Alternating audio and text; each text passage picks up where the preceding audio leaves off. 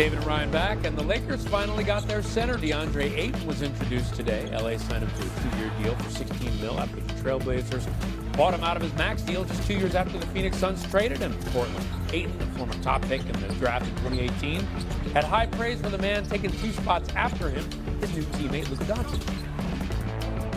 It doesn't feel like a video game. Like somebody set it up. I think somebody set this up. But like, honestly, it's an opportunity that I won't take for granted. You know, Luka's a once-in-a-generation player, and I'm happy to be his teammate. Hearing how much shape he's been in, he's super ripped, and I'm finally glad to be on his side, you know, while he's doing all of that. And you know, I'm just truly excited. You know, we want to win the championship right now, and you know, I want to win right now as well, and just be a part of a winning legacy and just be around winners. The last 2 years was just a different route for me, and I just learned a lot that, you know, when you don't win in this league, you could be forgotten. And, you know, I'm just glad Laker Nation. Last game of the night on Tuesday in Summer League was the Lakers and the Spurs, and we begin with Darius Baisley kicking it out to Dalton Connect. If he can take a step forward for the Lakers this season, man, would that ever help some of their shooting woes? A little later on, Jameer Nelson Jr., step back style, Amari Moore, driving, gets the reverse to go. You got to show me that again. Oh my goodness, Moore with the sweet finish there. San Antonio up by 1 early. Lakers with some great ball movement here, leading to the 3. Baisley then going to get the drive and finishes strong here through the contact and 1. And it's a tough finish, man. That goes high off the window and in. He would make the free throw. Let's check in with Bronny James. He gets an easy 2. San Antonio was up 47-42 at the break in the third. More Baisley. Spin move. Oh my goodness.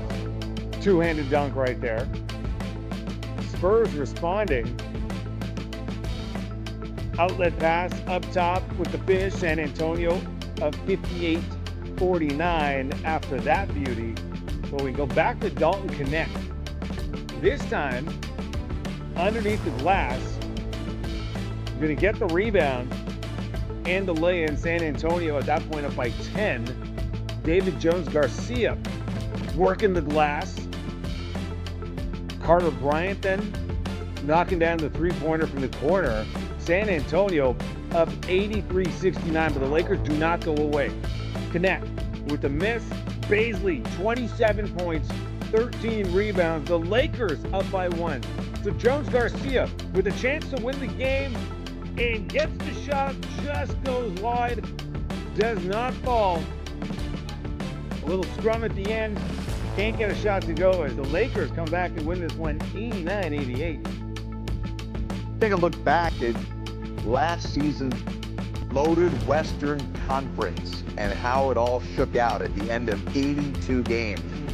Focusing in here for a moment on the Lakers, who finished 3rd, and the Spurs, who finished 13th, and what the Spurs are doing to make sure that they're not on the outside looking in this season. They've already added Kelly Olynyk to their front court. They added Luke Kornet to their front court, and now they add Kelly Olynyk to bolster what feels like adding a strength to a strength. They send out Branham and Wesley in a pick to Washington. They keep on loading up on young guys there after getting Cam Whitmore the other day. But how about this philosophy of San Antonio? You've got obviously Wembanyama, and now adding Kornet and adding Olynyk, guys that are not going to knock you over with star power, but really complimenting him in a way. I think, Jerry, you said it best. It's a fit. And I think when you look at Kelly Olynyk, he understands how to play with the basketball. He can pick and pop. He's been around, and I think he'll be a great guy that can obviously help Wemby out when it gets a little physical. Luke Kornet, a guy who I love, he says he's wearing number 7 because he wants to be a third of Tim Duncan. But I like how he played last year. He's a rim runner. He rebounds the basketball, and you can play Wemby because of his skill set with either one of those bigs.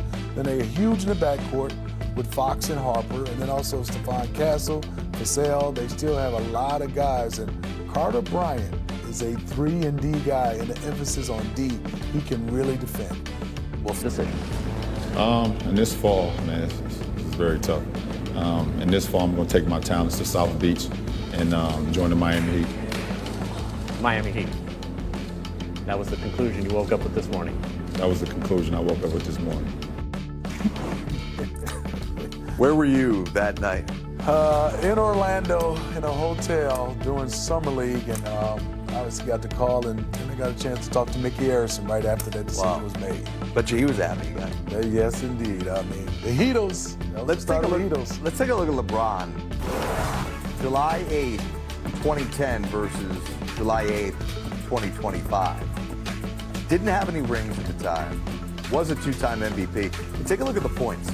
Hit 15,000, which is pretty darn impressive for a guy who's 25. But now up to more than 42,000 and the all-time scoring leader. I don't know if you would have said on a program like this, if LeBron, you would have predicted at 25 would be the all-time scoring king, you'd believe it because that's just not the player he was focused on being.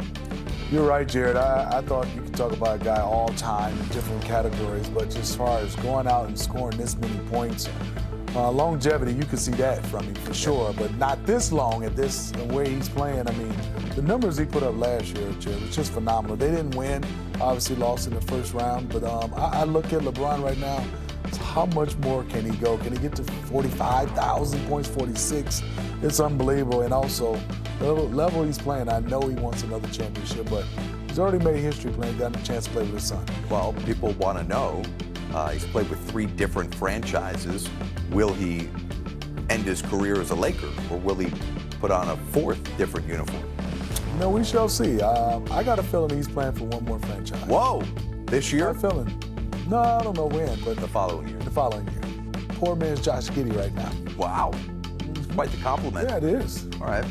So we'll get back to Summer League hoops in a moment, but some other news of the day. The Knicks have their 15th head coach, just of the 21st century. Mike Brown officially introduced to the New York media on Tuesday.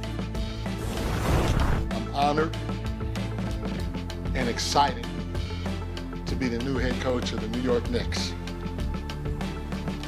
You talk about a historic franchise, Madison Square Garden.